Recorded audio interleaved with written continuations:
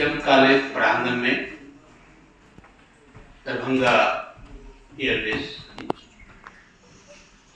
से आए हुए हमारे सम्मानित अधिकारी गुप्ता साहब, हमारे कॉलेज के सभी सम्मानित शिक्षकगण, छात्र छात्राओं, इस तरह के कार्यक्रम का एक मात्र उद्देश्य यह है कि आप पढ़ने के साथ साथ अपने उज्जवल भविष्य के तय भी संजीदा हो जाएं। मैं आभारी हूं श्री गुप्ता सर का कि उन्होंने सीएम कॉलेज को ये अवसर दिया कि वो आपको बताएंगे कि भारतीय सेना का जो इतिहास है वो कितना गौरवपूर्ण है और उसमें जाना हमारे भविष्य के लिए कितने सुनहरे रास्ते खोलते हैं। तो मैं सर्वप्रथम कॉलेज परिवार की ओर से गुप्ता साहब का और उनके सहयोगी का स्वागत करता हूं, आभार व्यक्त करता हूं कि आपने सीएम कॉलेज में। आप जानते हैं कि भारत की वायुसेना, थल सेना और जल सेना, ये तीनों विश्व की एक अनुकरणीय सेनाएं हैं। वो हमारे रक्षक हैं, लेकिन केवल सीमा की रक्षक नहीं है।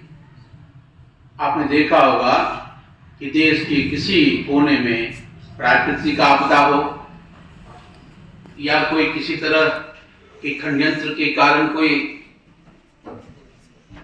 ऐसी घटनाएं घट गई हो, उस वक्त हमारी सेना अपने नागरिकों की रक्षा के लिए अपने जान की बलिदान, अपने जानों की आहुति देती रही है। इसलिए पूरे भारतवासियों के दिल में उनके लिए सम्मान रहा है, रहेगा। अब जहां तक रोजगार का सवाल है, तो सेना में जाना एक रोजगार भी है और राष्ट्र सेवा भी है।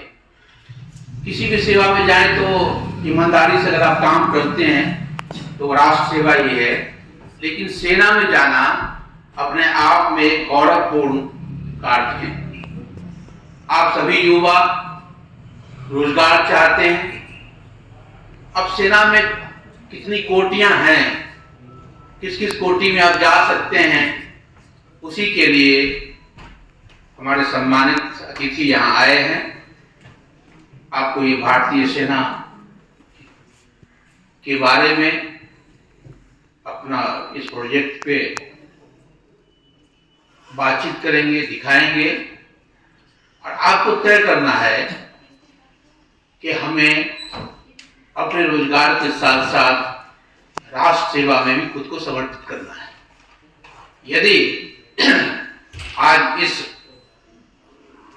सभा के माध्यम से, इस संगोष्ठी के माध्यम से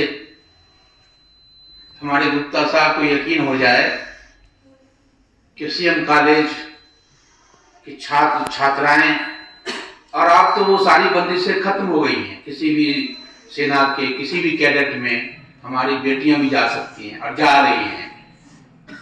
तो आपके लिए भी सुनहरा अवसर है। आप सब पहले हमको सुनेंगे। आपके मन में किसी तरह की दुविधा हो, प्रश्न हो, जिज्ञासा हो, तो आप उससे पूछेंगे।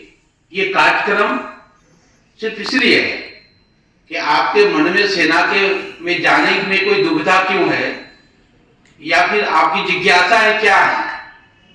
तो कॉलेज का काम एक ये भी है कि हमारे छात्रों के मन में अगर किसी तरह की दुविधा है, किसी तरह की जिज्ञासा है, वो कुछ चाहते हैं, जाहिर सी बात है कि जिस विभाग से वो आए हैं, जिस विंग से वो आए हैं, उसके बारे में हम या हमारे शिक्षक उतनी जानकारियां आपको नहीं दे सकते हैं, तकनीकी जानकारियां नहीं दे सकते हैं जितना कि गुप्ता साहब या उनके सहयोगी आपको देंगे।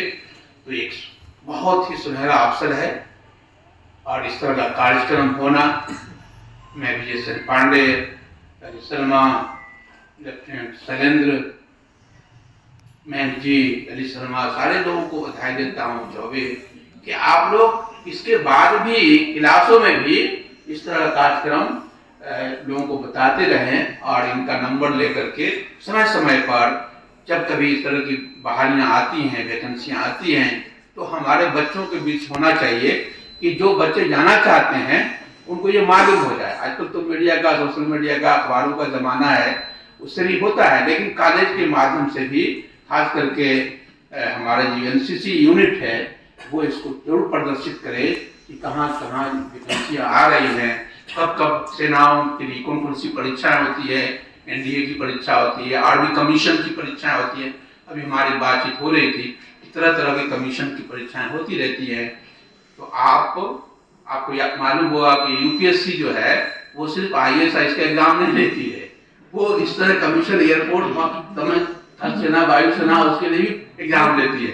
तो उसको भी साइट देखते रहे आप, वहाँ पर मैं एक बार पुनः आपके प्रति गुप्ता साहब आभार व्यक्त करता हूँ कि आपने मुझे इस कॉलेज को, हमारे बच्चों को ये मौका दिया कि वो आपको सुनेंगे, लाभान्वित होंगे और अपने भविष्य के प्रति अगर वो गंभीर हैं तो भारतीय सेना में जाने के लिए भी वो अपने आप को तैयार करें। धन्यवाद।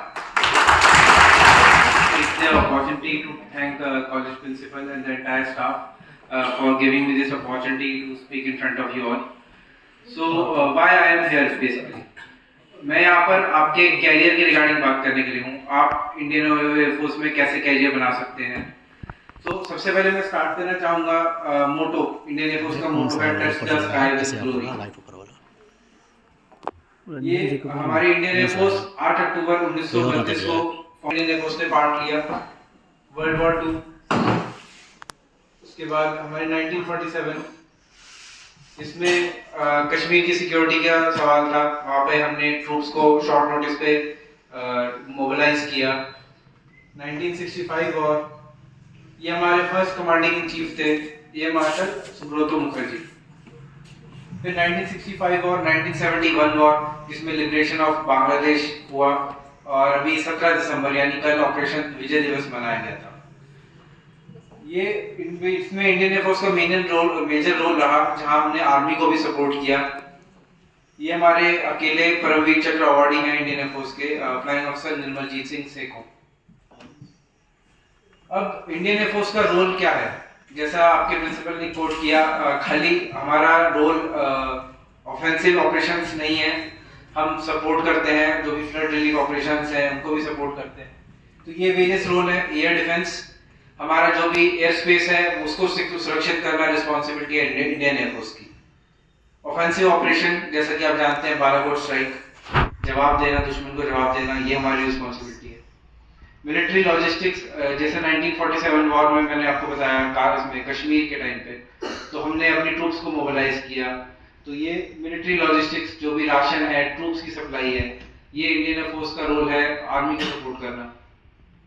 ये various disaster relief operations, Kerala floods, Uttarakhand में जो फ्लड्स आए थे, और ये आपका यूक्रेन में अभी आपने जैसे जानते होंगे कि स्टूडेंट्स को हम वापस लाए जो रशिया यूक्रेन वॉर हुई इसमें, तो ऑपरेशन गंगा के अंडर हमने उसमें भी इवैक्यूएशन का अहम रोल अदा किया।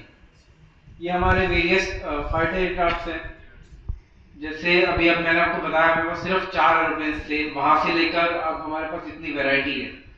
सो ये हमारे पास वेरियस फाइटर एयरक्राफ्ट हैं, हमारे पास वेरियस ट्रांसपोर्ट एयरक्राफ्ट हैं जो हमने वेरियस कंट्री से प्रोक्योर किए हैं। अब जो मोदी जी का इनिशिएटिव है मेक इन इंडिया, उसके अंतर्गत हम बहुत सारे अब खुद बना रहे हैं, इंडिजिनाइजेशन कर रहे हैं। सुखोई जैसे हम रशिया के साथ मिलके बना रहे हैं।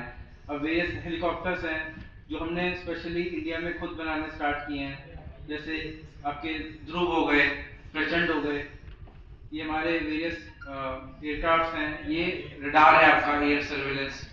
ये आप कह सकते हैं कि एक उड़ता हुआ घूमता फिरता रडार है जो हवा में डिटेक्ट कर सकता है एनिमी की लोकेशन।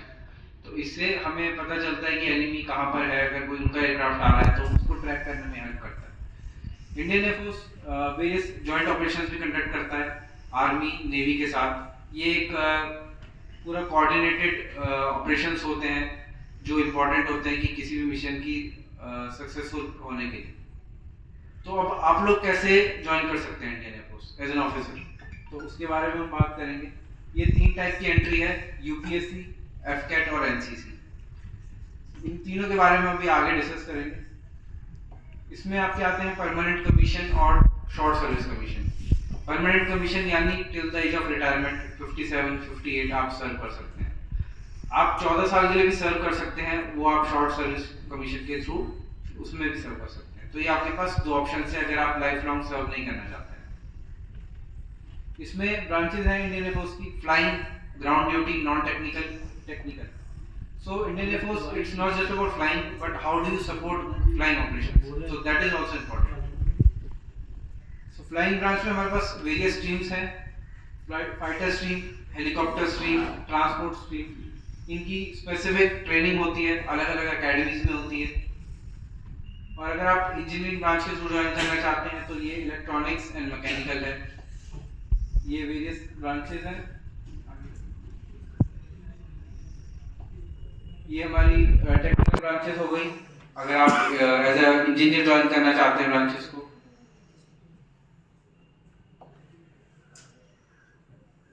ये हमारा आता है ground duty non technical branches, जिसमें आप मोस्टली आप में से लोग जो है वो एलिजिबल हैं। Administration, logistics, accounts, education, meteorology, weapon system branch. इसमें बेसिकली ग्रेजुएशन चाहिए विद 60% ऑफ मार्क्स। आप अभी ये फॉर्म्स इसके एफकेट के निकले हुए हैं और 31 दिसंबर तक फॉर्म्स आउट हैं। careerindianairforce.cdac.in, इसके थ्रू आप अप्लाई कर सकते हैं इसमें एफकेट के लिए, एग्जाम के लिए।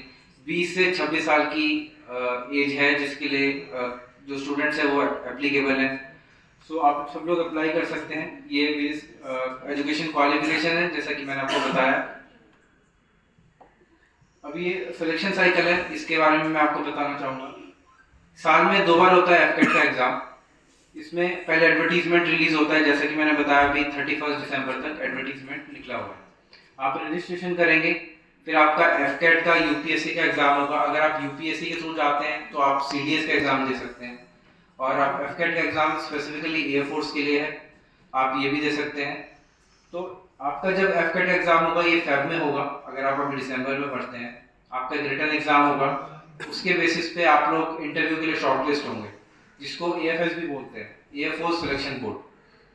उसके बाद आपके मेडिकल्स होते हैं और ज्वाइनिंग इंस्ट्रक्शंस आपको अकॉर्डिंगली मेरिट करने के बाद आपको मिलते हैं।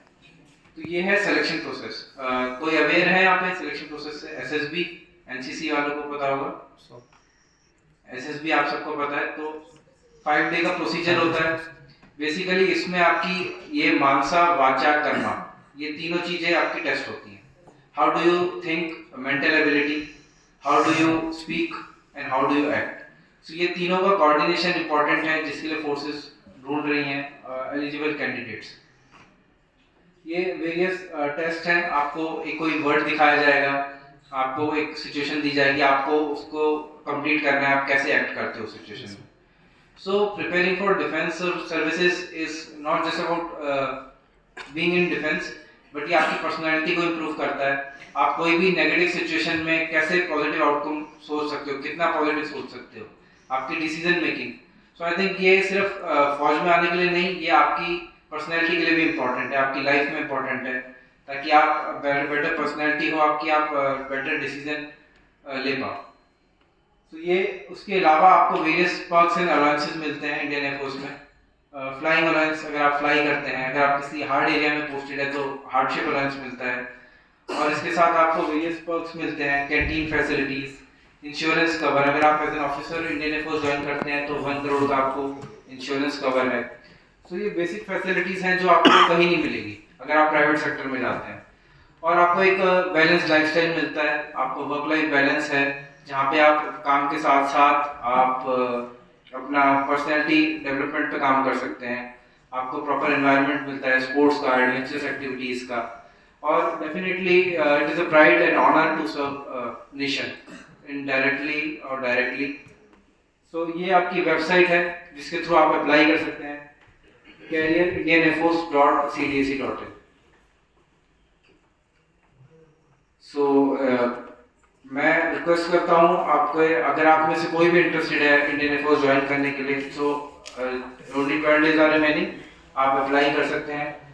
और इसके साथ एडवर्टीजमेंट साल में 2 बार निकलता है, so you all are eligible. That's it from my side. Any questions? भाई कोई जिज्ञासा है तो बात करो, उसी के लिए हमें पूछ सकते हो। First of all, I'd like to express my heartful thanks towards energetic principal of our college, Dr. Mushtaq Ahmed sir। तालियों के साथ आप सबका। कॉलेज में जब भी ऐसा कोई इनिशिएटिव लेना होता है बच्चों की बेहतरी के लिए, बच्चों की भलाई के लिए, तो सर हमेशा आगे होते हैं। आज इस कार्यक्रम को सर ने हमारे कॉलेज में आयोजित कराया, इसके लिए सर धन्यवाद के पात्र हैं।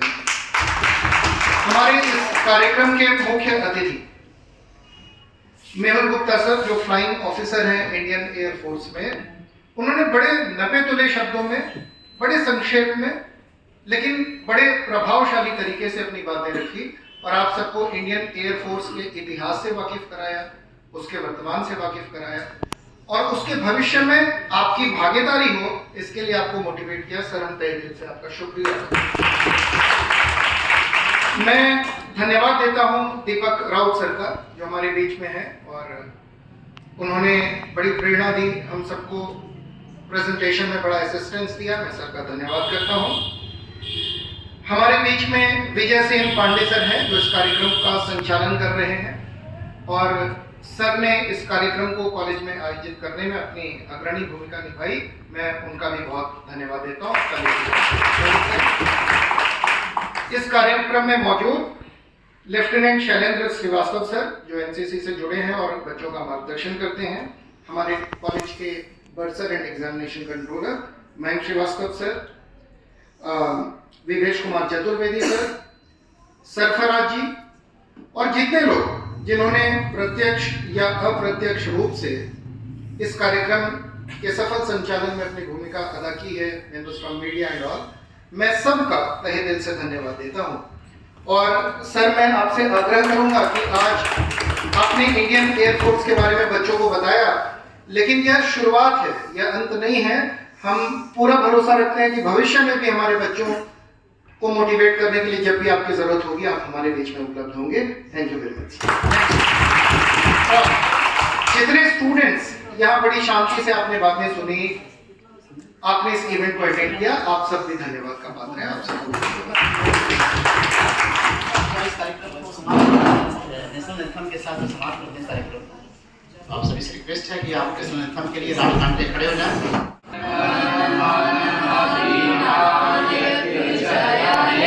भारत भाग्य विधाता।